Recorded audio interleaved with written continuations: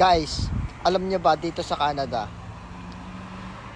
yung mga taong mga mayayaman dito, yung mga negosyante, may mga sariling building na may mga kondo.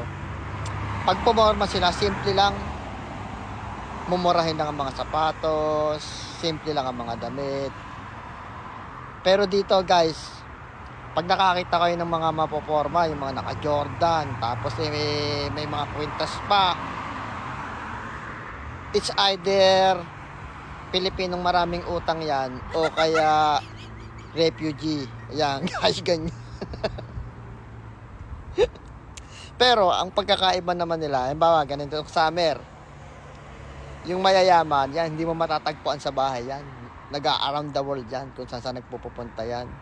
Tapos yung makikita mong mga mapoporma, hanggang park lang yan. Hanggang park lang, kalimitan sa kanila. Yan, ganyan. Ganon ang mga tao dito sa Canada. Malilito ka.